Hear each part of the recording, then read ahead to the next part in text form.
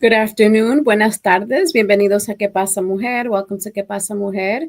We're here on another Sunday, Sunday, I had to like double check.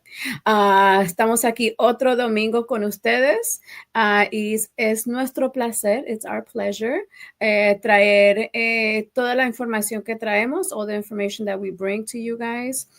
We enjoy what we do. We enjoy the conversations that we have, the information we give you, and hopefully you implement some of the things that we talk about that you're able to, give to your life, to yourself. So esperamos que la información que damos aquí la puedan usar, aplicar para sus vidas diarias. Este mes, hoy es el primer domingo de marzo de 2025. This is the first Sunday of March of 2025, and we're starting to celebrate Women's Month, just in case you didn't know.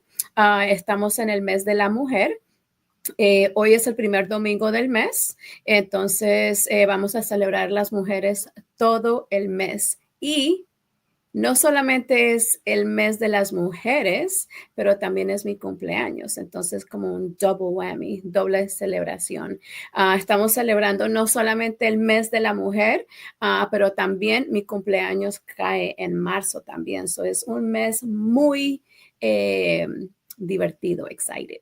Entonces, we're going to go ahead and bring Nicté and Maddie on so we can kind of get started with our guest today. Hola, Nicté, Maddie, ¿cómo están? Hola, buenas tardes. ¿Qué pasa, Hola, mujer? hello, buenas tardes, mujeres. Me encanta ese collar, Maddie, no lo había visto antes. Thank you, thank you. Siempre nos trae sorpresas de vez en cuando, joyas que no hemos visto antes. Me encanta, eso está muy bonito. Nicté, ¿cómo estás? Bien, thank you, I'm here. Bien sentada en tu silla. Sentada. For those of you that don't know, we had a show a while ago, and I think we were talking about, hey, how are you, whatever. And Nicté couldn't find anything. Correct me if I'm wrong, Nicté, but she couldn't find anything that she was kind of like, we were talking about gratitude and stuff like that. And I was like, okay, so what are you thankful for, whatever. She was like, she couldn't think of anything, but she was like, my chair. So that's like an ongoing joke that we have with Nicté. So yep. We're glad. And, you know, if you ever change the chair, we're going to have a conversation about it. Yeah, no, this chair is with me forever until it breaks, and I'll find a way to revive it. So you did your own, you covered the chair with your own.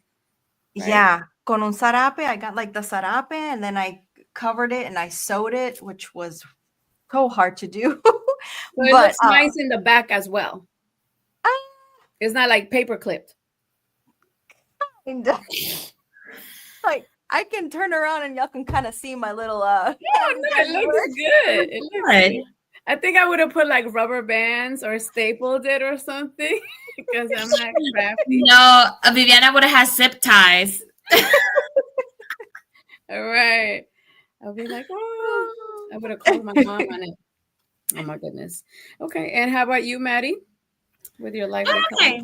Doing okay. It's been a rough week at work. We had one of the coworkers called out sick, and she had been sick for a little bit. Well, it turns out she had pneumonia. So we're just glad she went to the doctor and, you know, kind of hopefully got a solution for, you know, what she was battling. So it was a hectic week because, again, we were short-staffed, but we managed. So every time we get to Friday, I'm like, oh, we made it.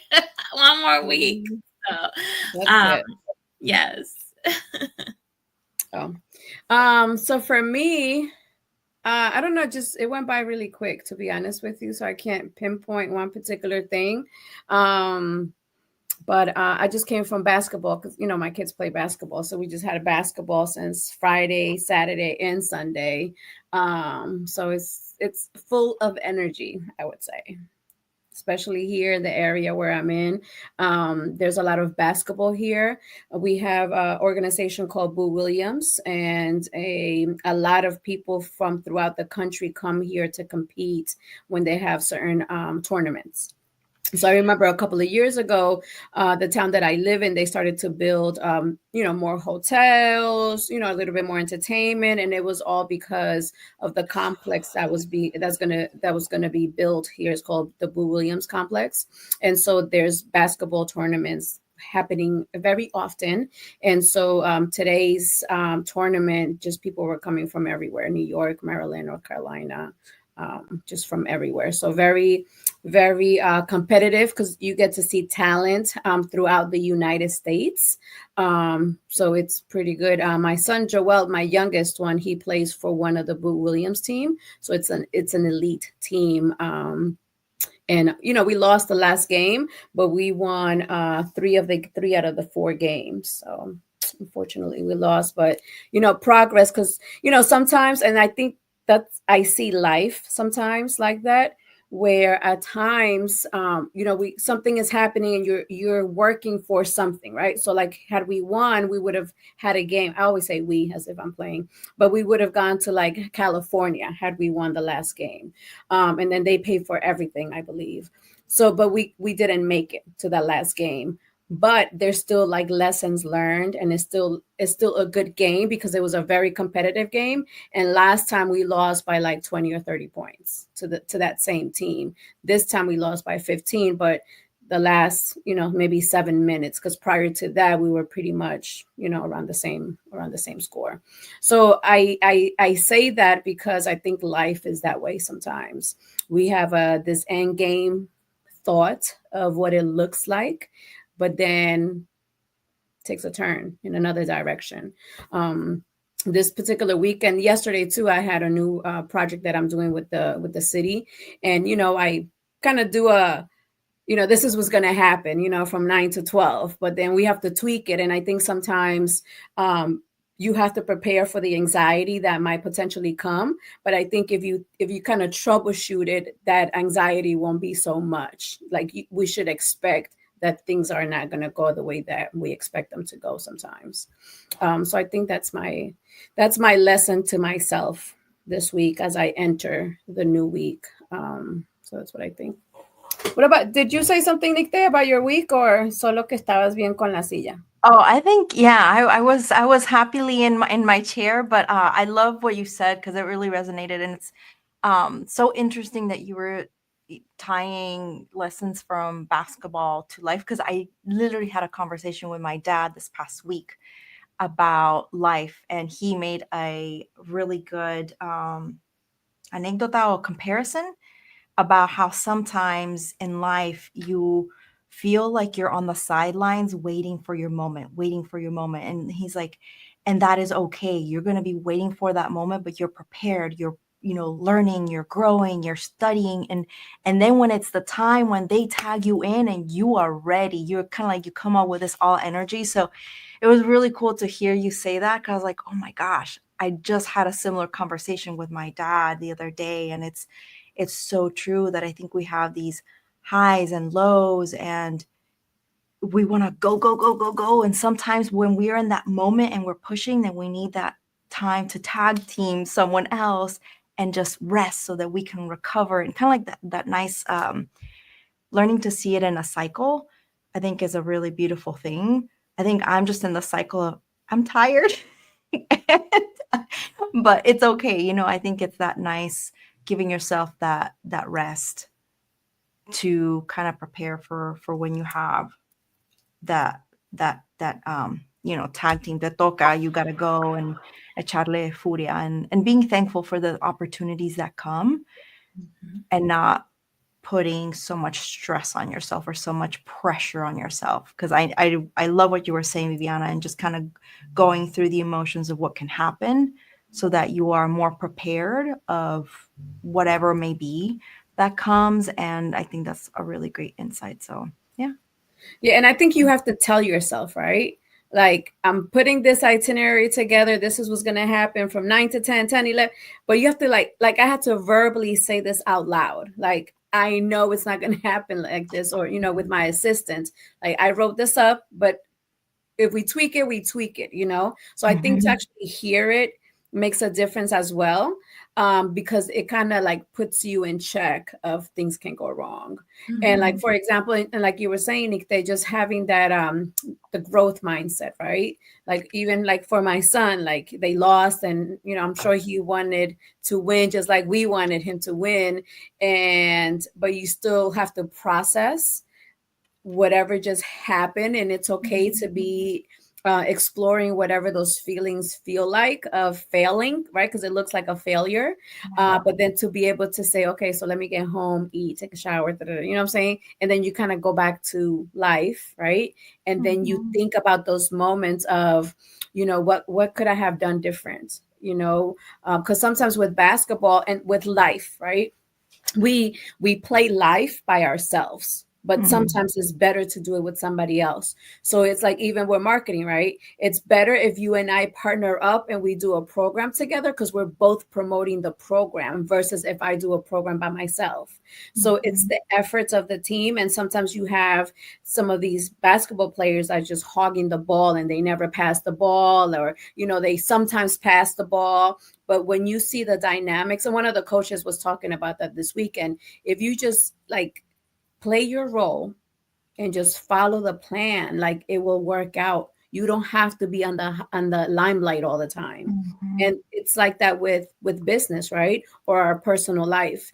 Like, I think there's a trend of people that are going off of social media for whatever, they're fasting from social media. And I think that's okay, because for you to be off scene, like, it's fine if that's what you're led to do, right? Like, don't just do it because that's the trend, but just kind of do it because it's in your heart to do. And whatever you decide to do when you're not on social media, that's up to you. But I think to be able to have that freedom, to be able to have the freedom to make those decisions, I think it's like, I love that. And isn't there a saying in English that it's like, build in silence, celebrate in public, or something like that, where like you don't have to tell everyone, especially because I see this so much on social media. I woke up, I opened my eyes, people tend to publicly share the best highlights of their lives, and then they don't share like the tough parts. But then there's all this beautiful building behind the scenes that you don't necessarily have to share until you feel ready. Like, hey, here's what I released, or here's what I'm doing. Like, Maddie, I'm sure when you're thinking about your poems, there's this kind of inner moment of silence that you kind of go through as you're feeling the feelings and then putting the words together. And then you're not, I've never seen you at least say, hey, I'm piecing this little thing together by bit. It's kind of like you just have your moment and then you release and unleash this beautiful poem into the world. And I feel like sometimes we need to lead lives like that to remove the pressure, or to not, ¿cómo se dice? Comparar, compare yourself to strangers' perfect pictures online, and just to, keep more of that hope and positivity towards what you're doing. And I know Tia Lili, or my aunt, your mom, said something really beautiful. Says, hay que pelear constantemente por lo que quieres. Dios sabe cuándo es el tiempo perfecto para cada cosa. Which oh is my true. gosh, she's a fighter. Yeah. She wanted to argue with somebody at the game. Yeah, I was gonna say, as somebody that grew up as an athlete, I think playing a sport, an organized sport, is the best metaphor for life. I think that's why, teaching your children or having your children involved in some kind of sports, organized sports, is such a big learning curve for children, because he does teach them, not only about the game, that they love, but also about life. My children grew up playing baseball. I grew up playing volleyball, and it was the same thing. Sometimes you win, sometimes you lose. What do you do with that? How do you handle that? How do you move forward? And again, my kids have been playing since they were 5, and I've seen them deal with situations from, crying to, I'm going to cry, I'm going to dry my tears, and I'm going to go out there and keep playing, And again, that's the best lesson that you can teach a child without words, but that's going to resonate with them for the rest of their lives. So, I love yeah, that. it's true. It is very true because it teaches you about life. Like you said, it teaches you to win, to lose, make adjustments, solutions. Like, okay, so next time, what am I going to do? So all of that. And you got to keep going. I think that's the Mhm. most important one, that you have to keep going no matter what happens. Yeah. Yeah. And I'm going to make a comment about the comment that I made about my mother because I saw she just put please and she's like texting, typing PLS. Like she knows some acronyms that I'm like, who you been talking to that's young? But so I love the fact that my mom is a fight. I have to tell her this because if not, she's going to call me right at 5 o'clock. But I love the fact that she's a fighter, right? Because it's persistence, right? It's persistence. But we just have to know that sometimes we don't have to fight, we could just love instead of fighting. But I'm sure I'm going to get a phone call.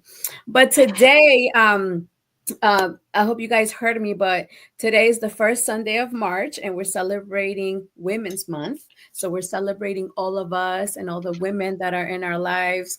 Maddie, your daughter, your granddaughter, even your mom that's not here with us, but we still celebrate her. So the people that are here, the people that aren't here. And so today we're going to learn a little bit about Maddie. So today we're going to focus on Maddie, because we want to find out what's going on in there. Sometimes when I'm tutoring and the student doesn't get it, I'm like, is anybody in there? I grab their ear and I'm like, hey, is anybody in there? So today we're gonna dig into Maddie's ear. Mira, ¿ves? ¿Qué dijo Lili? Dijo, es disfrutar, respetar y enseñar a los niños, sí. Siempre. Porque nosotros siempre somos un modelo. They're always watching us. They might not listen to us, but they're always watching. Like this week, I told my son, I'm not asking you to keep your room clean and mine is a mess. So I'm not asking you to do something that I'm not doing. So I make sure I cleaned up my room first before I said that. So it's just that type of, stuff. But I love the fact that we're inquiring about Maddie today because it's the beginning of Women's Month. And I just think and I think I've said this before, but when I first heard, I didn't know Maddie, but the first time that I heard her at a poetry event, I just got I had never experienced a bilingual poem in my presence. Not even on YouTube, nowhere in my lifetime had I experienced a bilingual poem. And it's those things that you say, Maddie, that sometimes you're just living your life, but you're making such an impact on somebody else. And I think now that I talk about it, it was probably the beginning of me really embracing my bilingualism, the fact that I was able to see through my tutoring company and through that I heard you. I was like I had not felt goosebumps. I know we laugh about it, but I still remember that day that I just felt the goosebumps. And it's such an impact that you have, not just women, but men, just people in general. And I think you're just awesome that you have that talent. And I know, and I love the fact that you because I think out of the three of us, you have gotten the most emotional during the show. I don't think that maybe one time I shed a tear, maybe one time. So I just love that about you because I think it makes you, it's just so vulnerable, right? And so sensitive. And I just love that about you. And I know sometimes I'm hard, in my core is hard. And I don't know, just throughout life, I've developed that, but I'm trying to be not so hard because it's not good to be so hard. So I really admire that about you, Maddie. And even today, you're emotionally struggling to be here, but you're here, right? So it's probably that volleyball in you that you're I'm going to show up regardless. I lost the game, but I'm still going to show up. So I just think it's awesome that you can do that. And just the impact that women have in life. I have to admit, I have a confession. I do give my life to TikTok and social media and Instagram and Facebook. So I've seen a lot of videos, just especially coming from men and giving a lot of respect to women and the role that we play in life in general. That the fact that we give birth to kids, and we live life, we give life, and we're like incubators, and we just kind of like take care of, right? And so I think that even through giving birth, or through sacrificing priorities, or just kind of making the household work, gives us this strength that maybe men don't have. Like, they have different strengths, but that's definitely a strong suit for us, to be able to manage so much, right, that's going on at one time. And it made me think about some women, that celebrities that we know of, but I don't want to celebrate just the celebrities, because we're women, and we're to be celebrated. But it made me think about like Celia Cruz. It made me think about Jennifer Lopez and Shakira. I think we had talked about a while ago, how they did the Super Bowl halftime show, and there's a documentary about that. And I was extremely excited when I saw that show, but there was a lot of stuff going on in the back end of why did they split the time between two women? Is it because they're Latinas? Why didn't they give the show just to one of them? So I think a lot of the times when I was looking up information about today's show, is like I look up like facts about Latinas or statistics about Latinas, and it tends to be like negative things, like, oh, they're, whatever percentage less than whatever, they've had a little increase here, but like they talk about healthcare, they talk about how maybe we're underrepresented. And I think some of those things are correct. But I think sometimes, as we like to do on the show, is just highlight the good things that are happening within women. This week, I saw a video when I was giving my life to social media of this lady. I think she was like 60s maybe, and she was like, the things that I don't do anymore that I used to do. So she was like, I don't wear a thong anymore, I just wear the grandma panties. She's like, I don't wear underwire bras anymore, I just wear the ones without the wire. She just talked about makeup and stuff like that. So I wanted to ask you, Maddie, what are some things that you used to do that maybe you did intentional, that now you're like, bump it, I ain't doing that? Okay, so before I give you an answer, I do have to say, before I forget, I want to congratulate my niece. Her name is Mia Suero. Her and George Mason University indoor track and field team won the A10 Division Championship indoor track and field competition that was held here in Virginia Beach yesterday. So it was a 2-day event, and George Mason University won first place. And she recently also made the all-time 10 fastest athlete in the school history. So we're just super proud for her. So just kind of wanted to put that out there. So I love her very much. Very proud, Titi. Let's see. Things that I don't, it's funny because I don't know. I try to be myself. Like, one of the things, always be myself. One of the things I would probably say that I struggle to try to keep up with is wearing my high heels. I think we've talked about this, because I wake up in the morning and I wear my high heels from the beginning of the day until the end of the day. And like, people get home and they take off their shoes. Sometimes I forget that I have my shoes on, and I be cooking and moving from one side to the kitchen to the other. I'm running around the house and I'm still wearing my heels. So I do have to say the heels have gotten smaller, so maybe they're not 5 inches anymore. But and then of course sometimes the chunkier heel, the wider. So I don't wear the thin heel as much, because those require a lot of thinking to walk in them. but yeah, I try, I try for the most part. There's little things that I used to do when I was young that I might not do as often, but I still, like, sometimes I do remember, like, one thing, like, my mom used to always joke on me, because when I was getting ready to go out, or when I was getting dressed every day, I would put on an item of clothing and dance in it. Like, I will move around and dance, and then I will put a shirt, and then I would dance in it, and I would put my bra and I would dance, like anything that I put on, and I would move and dance and kind of see how I felt in it. And she always made fun of me for that. And I still, I don't do it all the time, but I do it a lot when I'm getting ready. And I always, mom always comes to mind, because it's true, I've been doing that my whole life. Aww.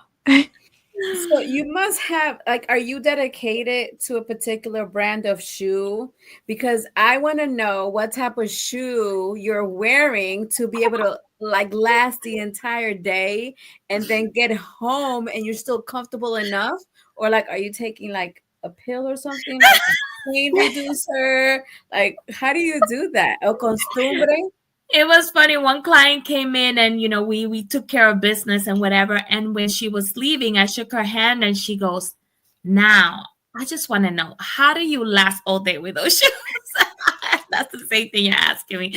I think, and the answer that I gave her was, I get to sit down, because I do work at a bank. So I do walk around a lot in the bank, but I do sit down. So sometimes, it's like, oh, I'm tired. Okay, let me sit down, So I think that helps. But I don't know. I mean, yes, that too, because before I saw a shoe, and just because I like the shoe, I will get the shoe. Now it's not like that. Like, it has to be comfortable. Like, I have to, my foot, like, of course, as we get older, the shape of your foot changes, and the bunions and things like that, So sometimes it bothers you, like when he has a little seam on the side, whatever. So all those little things can bother you when you're wearing your shoes. So I am a little bit more particular when I buy shoes. I remember, like I said, growing up, I would buy $5 shoes and $10 shoes, because I just wanted new shoes and wanted, to look different and whatever. And I didn't care if it tortured my feet.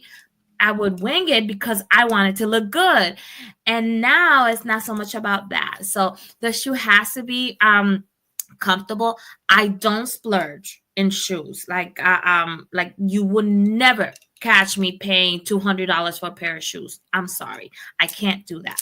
My mama heart does not let me do that. But I do, like, the shoes are more comfortable now, because again, I have to be able to walk in them and spend the whole day in them. So I do pay attention to the comfort of the shoe. And if it's an uncomfortable shoe, it would just be for maybe an event.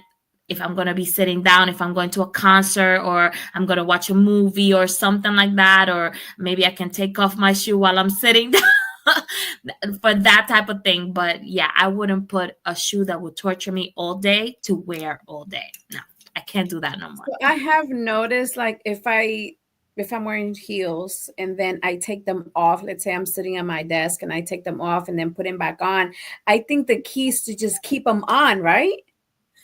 Yes, because they don't take them off. Sometimes they don't fit the same when you try to put your foot back in.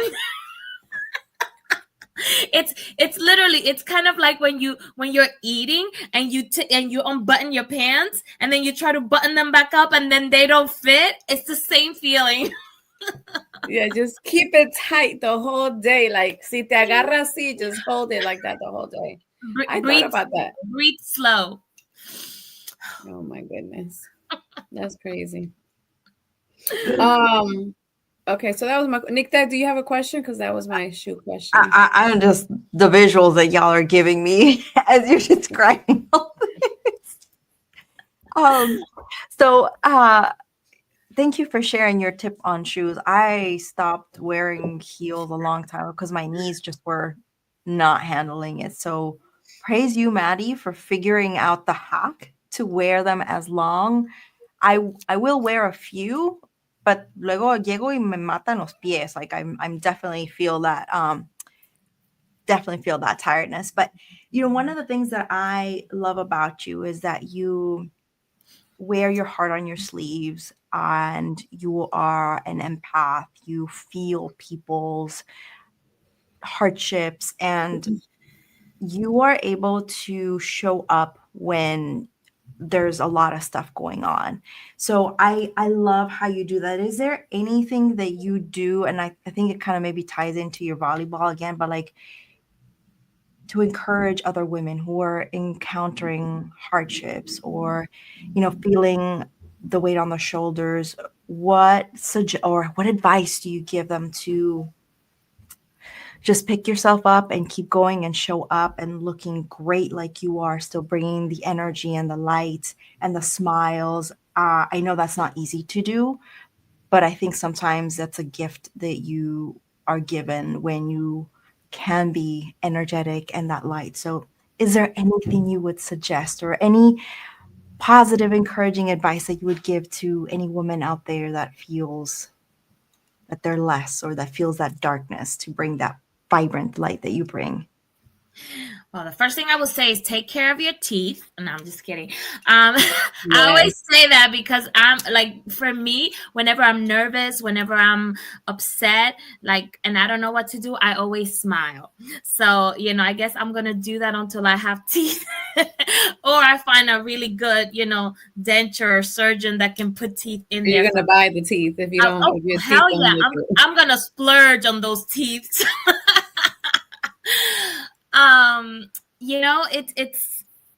It's growing up, it was one of those things, like I've always, like you said, I've always been like this. Like when I think I feel things too much.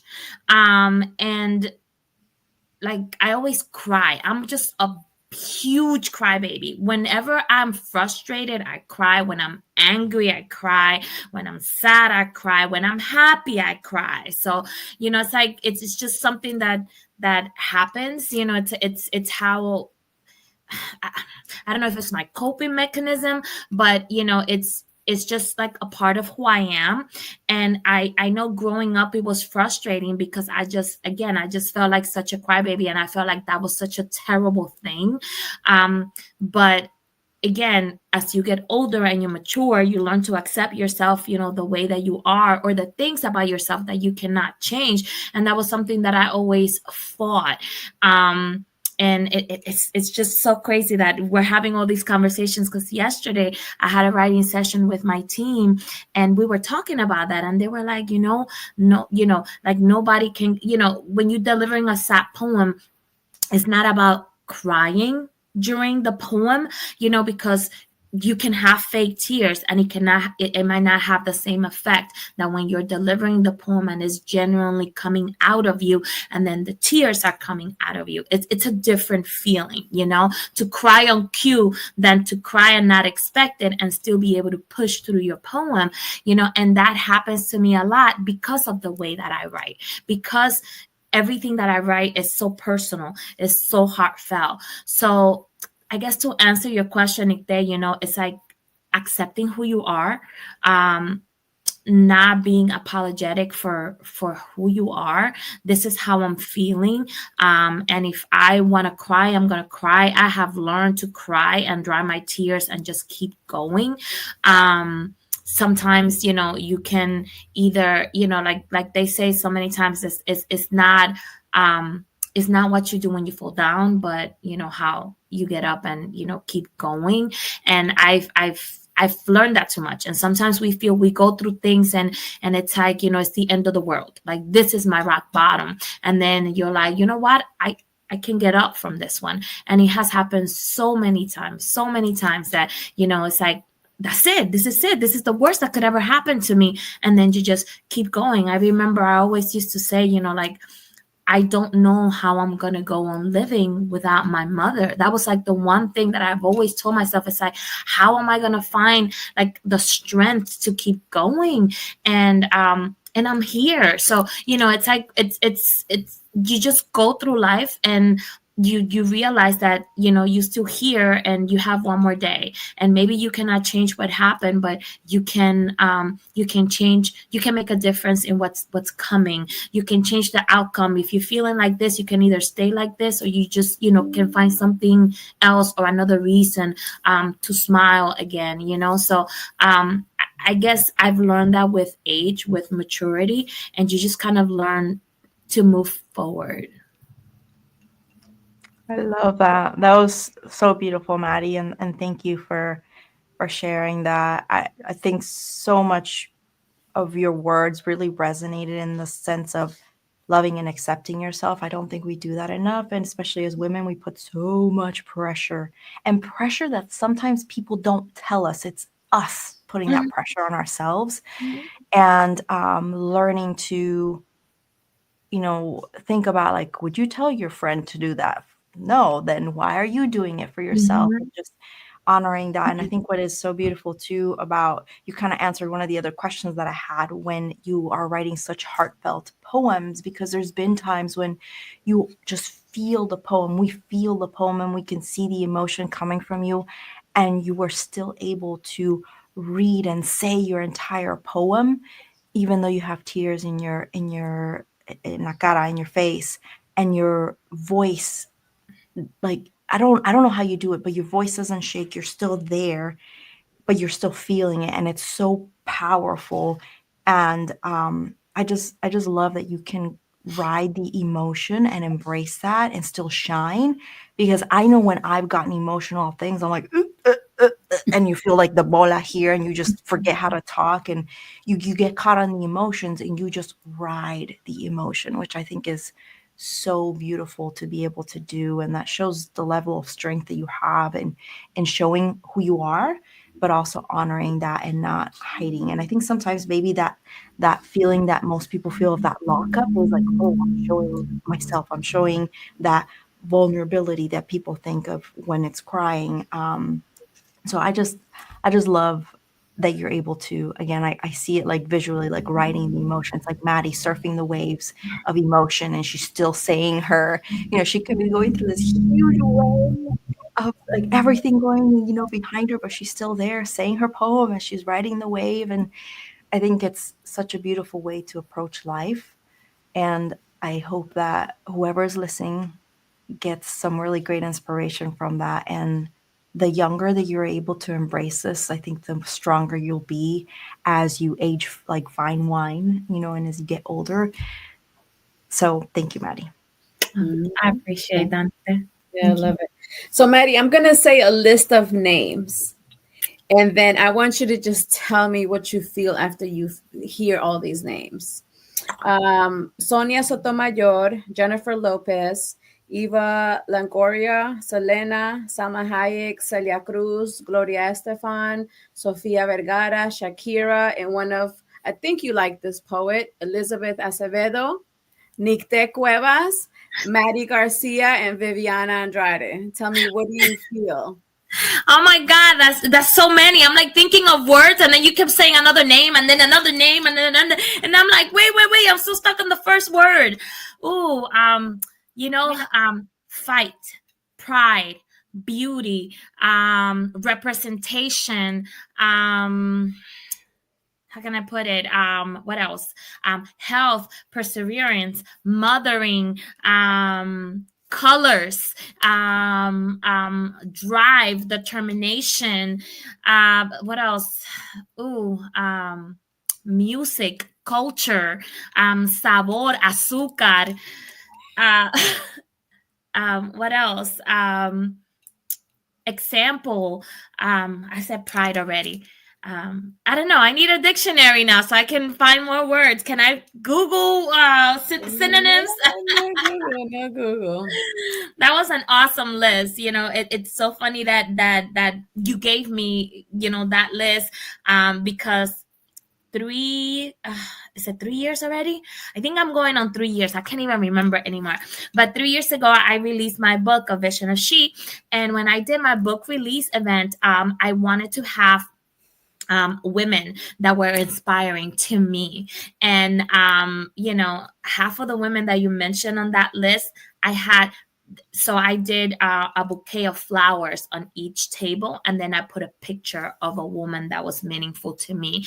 And half of the people that you mentioned on the list, I had on the tables. And it was not only Hispanic women. I remember I had Michelle Obama on one picture.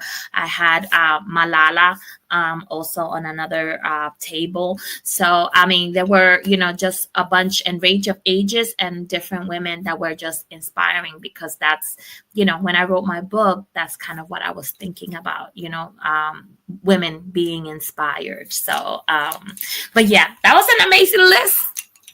So tell us, what is it about Elizabeth Acevedo that you like? Acevedo. It's just, you know, it's like, I think, you know, it's just when you look at an artist, and I think that's what being a creative does, when you see yourself reflected in somebody else. You know, I hear her speak. Like, I look at her. I don't know if you've seen pictures of her, but Liz is, it's my complexion, maybe a little bit darker. She has the curly hair. She rocks her curly hair. And then, you know, she's an amazing orator. That's how you say it? Like, she expressed herself very, very well. She's she has a master's in creative writing. So she's an educator. She's been a spoken word artist since she was in high school. So so she's comfortable on a stage and speaking in public and whatever. So it's just her whole story. You know, it's like when I read about the life of Julia Alvarez, who is also a Dominican writer, and she received a Medal of Honor from President Obama for her work in literature. And she, like, when I read her story, you know, it's like you see yourself represented in those stories, not only physically, but also in, like, their history. You know where they come from. You know, when you hear, just like you said, when you hear me saying a poem and you identify, you're like, man, I feel that, you know. And when you see these people on TV, or you listen to their work, or you read about their lives, and you're like, that is me. You know, when I hear Liz's poems, it's like, I should have written that, because I went through that first, because I'm older than her, you know. So I'm like, I went through that first. I should have written that. But she is saying it, you know, exactly the way I'm feeling it. So I just think she's just an amazing artist. And I've seen her grow, you know, like when I found her, you know, she was still single. Now she's married. She has a child. She's going through the whole motherhood thing. She transitioned from being a performing artist, to now being a writer, a full-time writer, and she's writing novels. So she's experimenting with this other side of the arts, and it's beautiful. I admire her. I have, you know, I met her, I spoke to her. So in my mind, we're best friends, you know, even though she has probably no clue who I am, but I just love her. I love it. Another question I had, and then you can go, Nikte. When you were writing a book, what's the name of your book? A Vision of She. A Vision of She. When you were writing A Vision of She, did you ever experience something that was unique to writing the book, right? Like, sometimes, you know, sometimes we talk and we might be talking to someone, but at the same time we start to, like, internalize, like, oh, I'm telling her this, but it reminds me of this or that. I don't want to say it's an aha moment, but just a moment of maybe clarity. Maybe it was a challenge, but then you were like, oh my God, like, this is the name of the book, or, you know what I'm saying? Or I definitely got to put this poem in here. Like, did you ever experience that as you were? Of course. I think my book wrote itself. You know, it's like I remember the first time, well, not the first time, but one of the first poems that I wrote, you know, so, okay, let me backtrack. So Vision of She, if you look at the book, it's a picture of my daughter in the front, and I'm kind of like in the background. But when you look in the mirror, she can only see herself, you know? So it's kind of like I'm there, but I'm not. And I remember sitting down one day, and she was like literally sitting on the couch looking out the window. And I took a picture of her, and she didn't notice that I took a picture of her. And it was just that moment looking at her. And I think she must have been like 13 or 14. And just thinking, like all these, like having all these feelings, like my little girl is not a little girl anymore. She's going through that transition. I hope, again, me remembering how I felt at that age, and then wishing, like hoping or wishing that I could tell myself all the things that I want to tell her, if that will make a difference, or thinking how much of a difference that will make. So it was just like, I remember I was just looking at her, and I literally sat there, and that same day I wrote that poem, and the poem went in the book, and then that started a bunch of she poems. And then if you go through the book, the section that I wrote just for my daughter, all the poems just talk to she, she this and she that. And, she was my inspiration. So like, I knew when I was thinking about the project or putting a project together, I knew that was the first one that I wanted to put together, because I knew I had the material for that, because it had just been writing itself, and not only that, like I wanted to make sure that if something happened to me tomorrow, because again, we know that we only need to be alive in order to die. So if something happened to me tomorrow and anything was going to be left behind aside from my children, I wanted that to be there. My friend George, who we've had in the show before, he always says, you when you publish a book, or when you become a published author, you live forever. So I wanted to make sure that feeling will live forever. Oh, wow. That's awesome. That's an awesome perspective. And I love George. I actually, when he came on the show, I don't know if you guys remember, because it's been a minute, but when he came on the show, he read one of his poems from his book. And the poem was about a puzzle. And I was like, oh my God, that's for me. So I had the poem.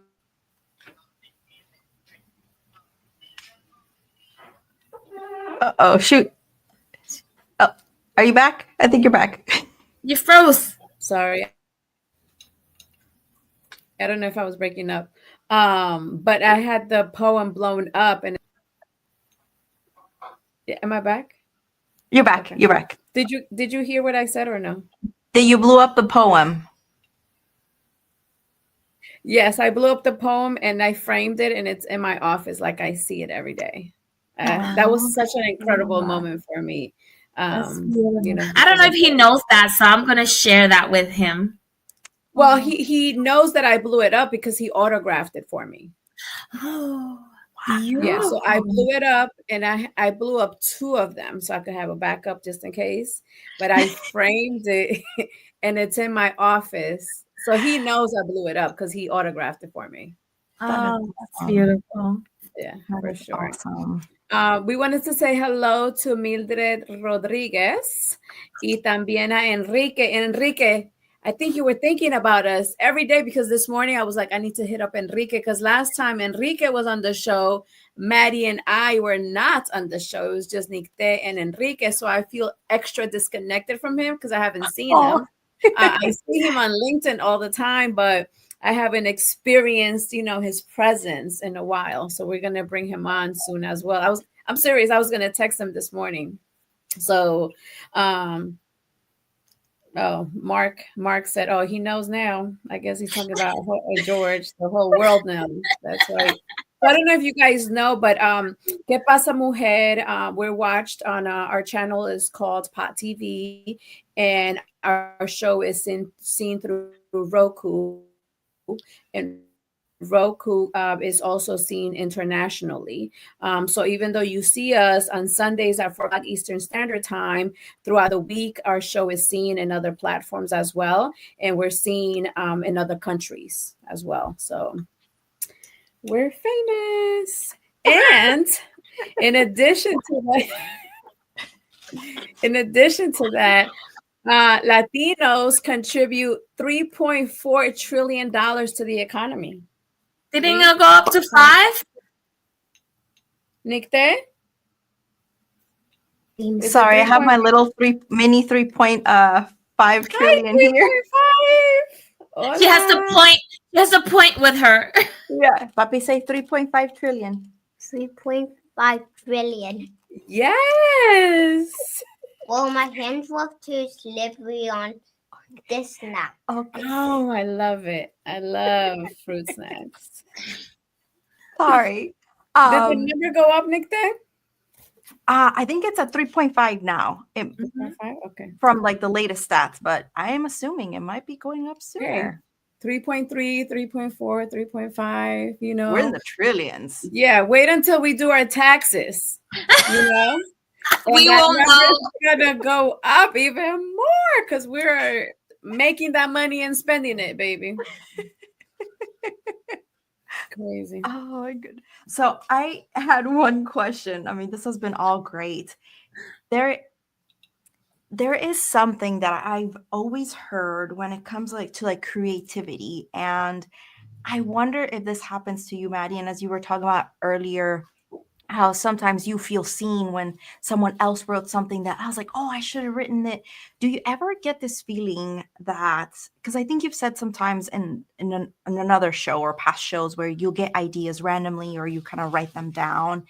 Do you sometimes feel this urge of, I really have to write about this topic? And I know they're related to you, but do you feel sometimes like there's something in me that tells me I have to write this poem or I have to, and then you meet someone in the crowd that says, you have no idea how much this impacted me because you've shared those stories. So I'm really curious if that is something that you've experienced, because I've heard sometimes, like I've even, felt that where I have an idea and I don't pursue it. And I know it's a very unique idea. And then someone pursues it. And I'm like, se me fue el avión. I should have done it, So I'm kind of curious if you've experienced that. And then when you act on it, do you get like some sort of like, yeah, I was so meant to do this?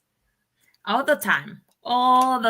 So like I remember so many months ago, I I think it was like 2018 maybe, or even before that, I released a CD. So I went to a studio and I recorded some of my poems and I put together a CD. And there was a poem in the CD that I literally went to bed and I had to get up from my sleep because I went to sleep dreaming about this poem and I got up in the middle of the night to type it. So I didn't forget it. And I typed the poem, and then of course it became one of those bilingual poems. So I have a Spanish version and I have an English version. And then I remember for an event, I wasn't sure which version I wanted to perform. And I said, you know what, the hell with it. So I took the first stanza of the English one, and then the second stanza of the Spanish, the third stanza of the English, and like that. And I pieced it like that. And I was like, people are going to be lost, but if you're bilingual, you're going to follow, exactly and it became one of those poems that I always perform at different events. And it's a love attraction poem, so people loved it and they responded to it, whether they understood it or not. It was more like the feeling and stuff. So yeah, so it was one of those wonderful experiences. But yeah, I always say that poem woke me up from my sleep and like made me write it. And yeah, I it happens a lot, like you're always thinking. Now it's a little bit, I think the more that I've been writing, and because I write differently now, I write mainly for competition. So when you write for competition, it's a little bit different because you're always thinking about writing something great instead of just writing. So that's why it's so important, and we try to, and maybe it's because I don't have as much time to write, or let me rephrase that. I don't make a lot of time to write because, you always will find time for what is a priority to you. But again, because I'm mainly thinking that I need to write, and whatever I write has to be great instead of let me write this because it's in my heart, so, thank you, Enriquez. Enrique is saying celebrating all month. So, gracias. Gracias. So, so it's a little bit different, but yes, I, sometimes if I have an idea, something that's different, I'm like, I gotta write about this. And it happens. So, I think one of some of my favorite pieces that I've written, like, for example, were about the Encanto movie. I have 2 Encanto poems, and I love them, and it was inspired by the movie, and seeing myself, like, how do I see myself reflected in that story, and how does that story compare to my life, or to me personally. So, just being able to write about that has been beautiful. But yeah, that's literally how ideas happen. You can be inspired by something somebody said, and then you just like, oh, I gotta write about that. And then you put it together, and like we keep saying, just standing in front of people and speaking your truth. And it's like, this is totally about me. And then somebody else comes and be like, this happened to me. And I'm like, what? How? This is my story, but it does happen a lot.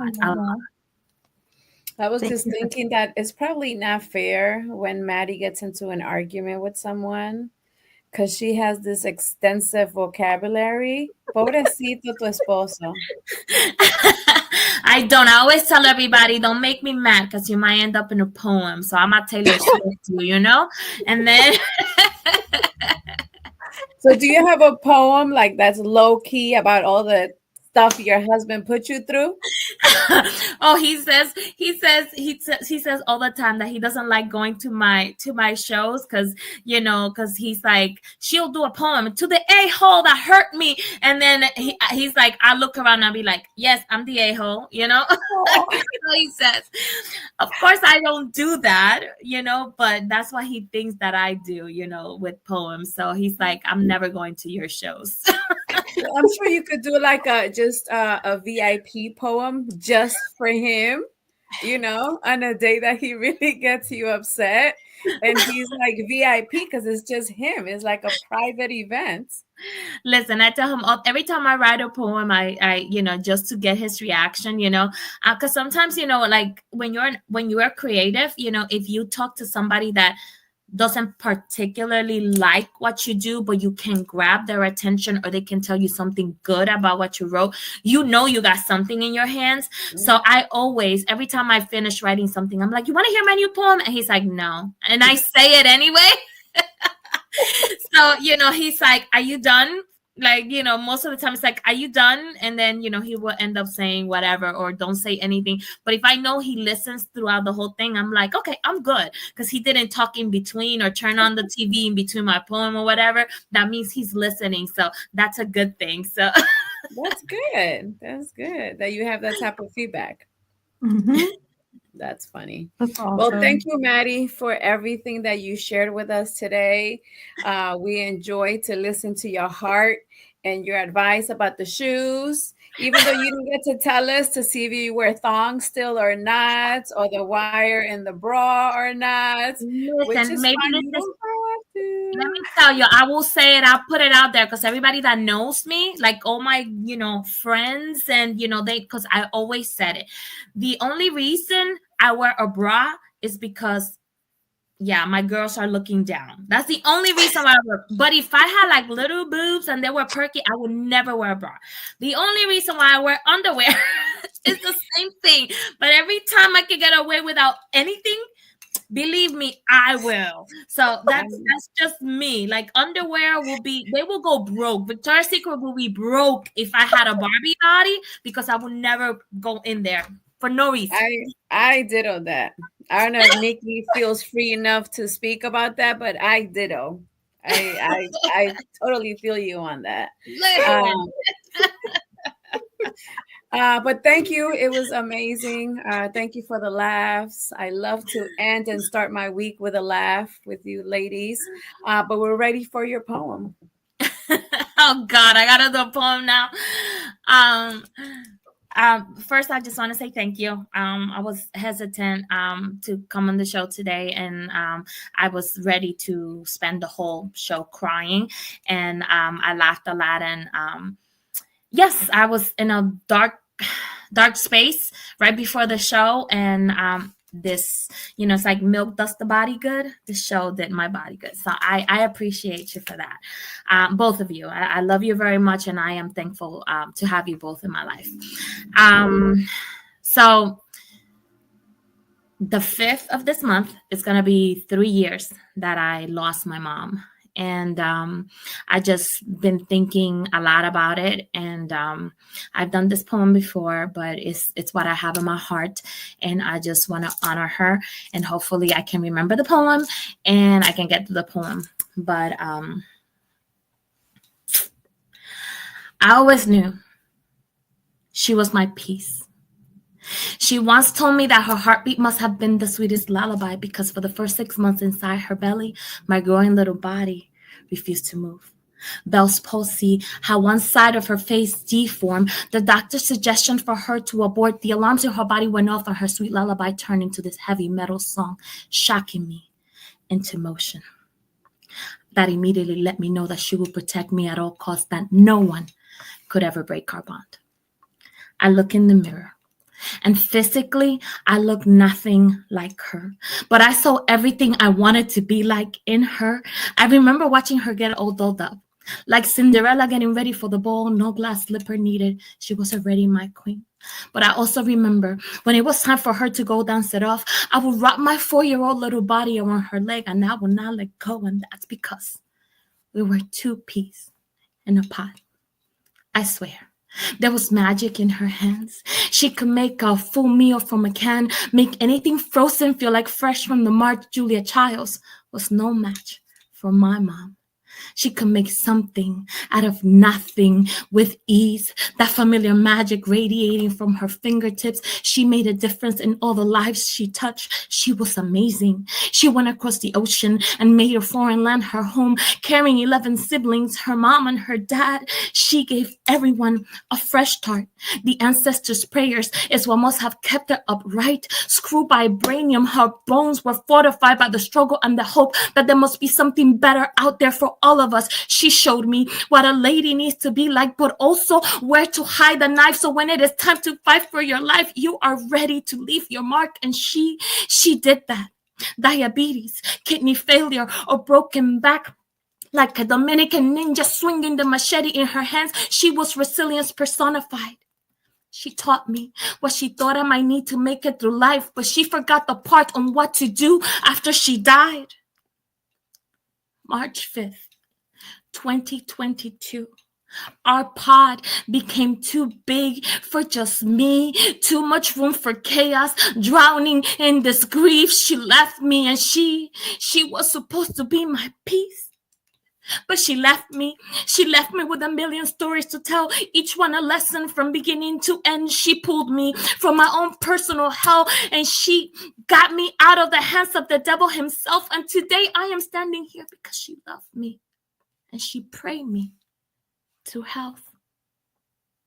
I look in the mirror, and I know I will never look anything like her, but the muscle memory in my heart will forever hum her heartbeat sweet lullaby as a reminder that we will always be one, that not even death could tear us apart, because I am her legacy, and she will forever be my peace.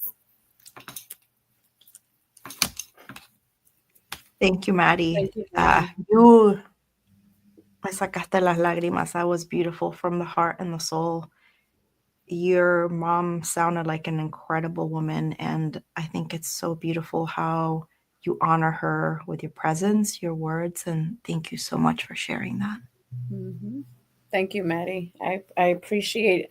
I love your talent. I think you're an amazing woman, and the stuff that your mom passed down to you and the stuff that you're passing down to your daughter and your granddaughter, I think is just impeccable and amazing, even throughout the struggles. I remember, I know our time is up, but I remember one lady told me Viviana, just because you're struggling right now, it's okay for your kids to see you struggle because they're going to see you come out of it. And that was like a really strong life lesson for me, because I wanted my children to see me as this perfect being. But she was like, it's okay if you're not perfect, because they will see you go through and they will see you come out of it. And I think that that's the life lesson that we're constantly showing other people, as women. So I love your strength. I always see your tears as strength, as a matter of fact. So I think you're amazing. But I hope you ladies have an amazing week. And I think Nicte, you're next, maybe in a week or two. So we'll see if we can get Nicte to cry. And Oh then, my gosh, yeah. I don't know. but thank you. I hope you guys have an amazing week and enjoy the first Sunday of March and enjoy Women's Month for the rest of the month. Gracias por su atención y su tiempo. And we'll see you guys next Sunday at 4 o'clock Eastern Standard Time. And thank you, Mark, our producer, as well. Yes, thank you. Thank you. Thank you, Maddie. Thank you, everyone. Gracias. Thank you, Mark. Viviana. Whether you're a seasoned designer, dabbler, or just starting out, this course is for you.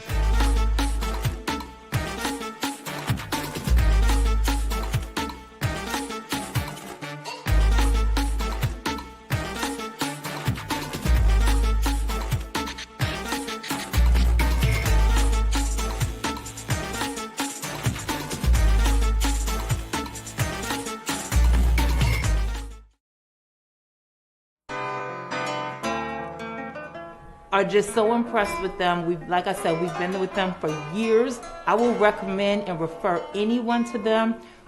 We stand by A+ Academics. They're the best. A+ tutorial really did help me with all my grades. They all went up when I came to this place. And I would say I recommend this school to everyone. So it's a really good environment to be in, especially for me because it makes me look up to my parents. If you have students that need academic help, A+ Academics is the place to be. A+ Academics, what a great place to go for academics. It's just a really great place to learn.